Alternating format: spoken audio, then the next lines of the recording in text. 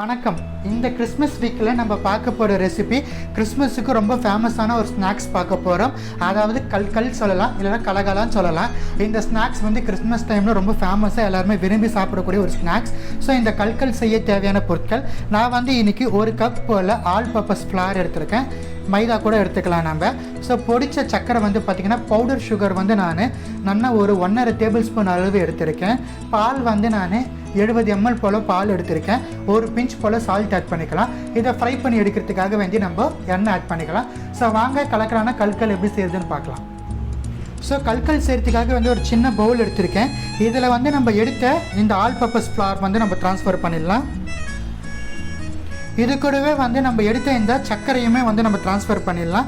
நம்ம எடுத்த 1.5 table spoon சர்க்கரையில் வந்து நான் 3/4 டேபிள் ஸ்பூன் வரைக்கும் நான் ட்ரான்ஸ்ஃபர் பண்ணுறேன். மிச்சம் 3/4 ஸ்பூன் வந்து நம்ம ஃபைனலாக வந்து நம்ம கார்னிஷ் பண்ணுறதுக்காக யூஸ் பண்ணிக்கலாம். ஸோ லாஸ்ட்டாக வந்து நம்ம ஒரே ஒரு பிஞ்ச் போல் நம்ம சால்ட் ஆட் பண்ணிக்கலாம். ஸ்வீட்னஸை வந்து இன்க்ரீஸ் பண்ணி கொடுக்கும். ஸோ அதனால் வந்து நம்ம ஒரே ஒரு பிஞ்ச் சால்ட் ஆட் பண்ணிக்கலாம். இதை வந்து நம்ம கையிலே வந்து நல்லா நம்ம மிக்ஸ் பண்ணி கொடுத்துடலாம். ரொம்ப சிம்பிளான ஒரு ஸ்நாக்ஸ் இது. கிறிஸ்மஸ் டைமில் இந்த ஹாலிடேஸுக்கு ரொம்ப கலக்கலாக இருக்கும் நம்ம செஞ்சு வச்சு சாப்பிட்றதுக்கு. ஸோ எல்லாமே மிக்ஸ் பண்ணதுக்கப்புறமா நம்ம எடுத்த பாலை வந்து கொஞ்சம் கொஞ்சமாக ஆட் பண்ணி நம்ம மாவை வந்து சப்பாத்தி மாவு பதத்துக்கு நம்ம பிணைஞ்சு எடுத்துக்கலாம். ரொம்ப ஆட் பண்ணக்கூடாது. ஸோ கொஞ்சம் கொஞ்சமாக பால் ஆட் பண்ணி நம்ம மாவை பிணைஞ்சு எடுத்துக்கலாம். ஸோ பாருங்கள், மாவை வந்து சப்பாத்தி மாவு பதத்துக்கு பிணைஞ்சிட்டேன்.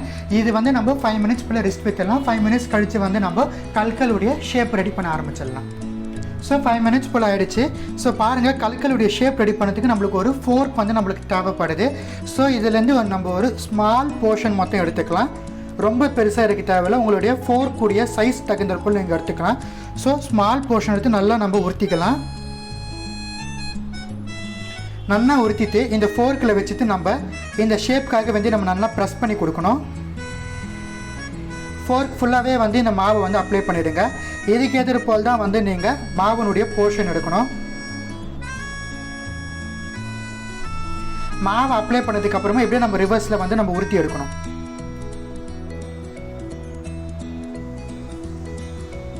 ஸோ பாருங்கள், ரிவர்ஸில் உருத்தி எடுத்துட்டுமே நம்மளுக்கு இந்த ஷேப் கிடைக்கும்.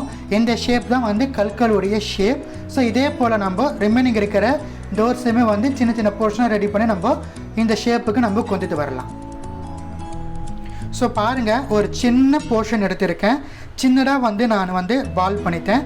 இதை வந்து அகைன் நம்ம என்ன பண்ண போகிறோம், ஃபோர்க் எடுத்துக்கிறோம். ஃபோர்க்குனுடைய பின்பகுதி அதில் வந்து நம்ம மாவை வந்து நம்ம நல்லா அப்ளை பண்ணிக்கலாம். ஃபோர்க் ஃபுல்லாகவே. உங்களுக்கு வந்து ஃபோர்க் செட் ஆகலைன்னா நீங்கள் வந்து கோம் கூட யூஸ் பண்ணிக்கலாம். ஃப்ரெஷ்ஷாக, அதாவது புதுசாக நம்ம வாங்கினா கோமை வந்து நம்ம யூஸ் பண்ணிக்கலாம். யூஸ் பண்ண கோமை வந்து நம்ம யூஸ் பண்ணக்கூடாது, விச் மீன்ஸ் சீப்பு. ஸோ அப்ளை பண்ணிவிட்டு நம்ம ரிவர்ஸில் வந்து அழகாக நம்ம உருத்திக்கலாம். ஃபோர்க்கில் பண்ணோம்னா சின்னதாக வரும், நம்ம சீப்பில் பண்ணோம்னா பெருசாக வரும். ஸோ பாருங்கள், உருத்திட்டு லைட்டாக பெண்ட் பண்ணிக்கலாம். ஸோ பாருங்கள், ரொம்ப கலக்கலாக இந்த ஷேப் வந்திருக்கு. ஸோ நான் எல்லாத்தையுமே இதே போல் ஷேப் பண்ணிவிட்டு நான் உங்களுக்கு காட்டுறேன். ஸோ பாருங்கள், நம்ம வந்து எல்லா மாவுமே வந்து ஷேப் பண்ணி எடுத்துகிட்டு இதை வந்து இப்போ நம்ம எண்ணெயில் போட்டு நல்லா டீப் ஃப்ரை பண்ணி எடுத்துடலாம். இந்த பக்கம் பாருங்கள், நம்ம ஃப்ரை பண்ணி எடுக்கிற அளவுக்கு வந்து நான் ரிஃபைண்ட் ஆயில் ஆட் பண்ணிக்கிறேன். எண்ணெய் வந்து ரொம்ப சூடாகிடக்கூடாது, மிதமான தீயில் வச்சுருக்கேன். ஆயில் வந்து நம்மளுக்கு நார்மல் டெம்பரேச்சரை தான் ஹீட்டிங்கில் இருக்கணும். வடை பொரிக்கிற மாதிரிலாம் ஹீட்டிங்கில் இருந்தால் நம்ம போத்திலுமே கரிஞ்சி ஓடிடும்.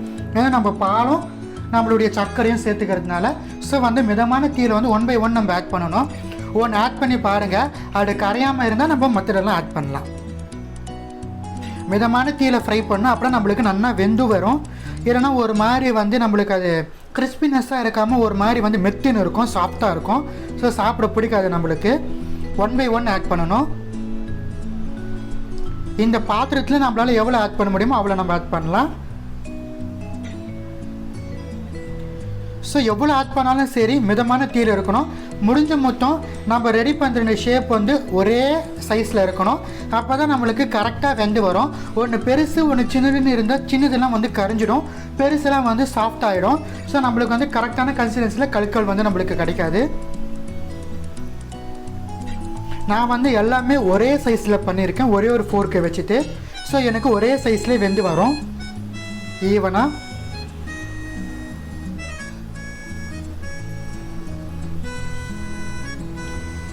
ஸோ நான் ரெடி பண்ண எல்லாமே வந்து ஒரே பேட்சில் ஆட் பண்ணிவிட்டு நம்ம உடனே வந்து நம்ம ஸ்டோர் பண்ணி விடக்கூடாது, கொஞ்சம் டைம் போகட்டும்ட்டு நம்ம ஸ்டோர் பண்ணி விடணும். ஸோ நம்ம இந்த கல்கல்ஸ் ஆட் பண்ணிவிட்டு நம்மளுக்கு 1 மினிட் போல் மிதமான தீயில் இருக்குது. நான் இன்னமும் ஸ்டீர் பண்ணல. ஸோ இப்போ ஒரு பாத்திரத்தை நம்ம லைட்டாக ஸ்டீர் பண்ணலாம். பாருங்கள், லைட்டாக நம்மளுக்கு கோல்டன் ப்ரௌன் கலருக்கு வந்திருக்கு. எல்லாமே நல்லா கலர் வந்ததுக்கு அப்புறமா நம்ம எடுத்துடலாம்.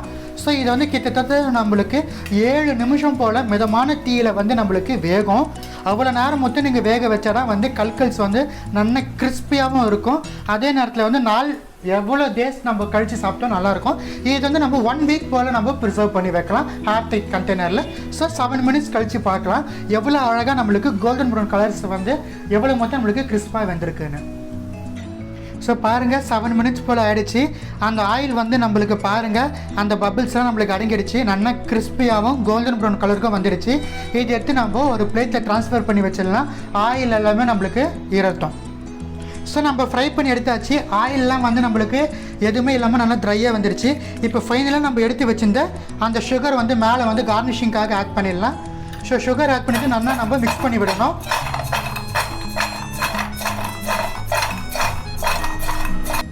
ஸோ பாருங்கள், ரொம்ப கலக்கலான இந்த கிறிஸ்மஸ் சமயத்தில் இந்த ஹாலிடேஸை என்ஜாய் பண்ணுற அளவு ரொம்ப சுவையான கலக்கலான ஒரு கல்கல் ஸ்நாக்ஸ் உங்களுக்காக வேண்டி செஞ்சு காமிச்சிருக்கேன். இந்த கிறிஸ்மஸுக்கு நீங்களும் கண்டிப்பாக இந்த ரெசிபி உங்கள் வீட்டில் ட்ரை பண்ணி பார்த்து எப்படி இருந்துச்சுன்னு எனக்கு கமெண்ட் செக்ஷனில் தெரிவிச்சுடுங்க. வேறு ஏதாச்சும் ரெசிபிஸ் வேணாலும் கமெண்ட் செக்ஷனில் கேளுங்க, உங்களுக்காக வேண்டி போஸ்ட் பண்ணுறேன். எல்லோருக்கும் மேரி கிறிஸ்மஸ். நன்றி, வணக்கம்.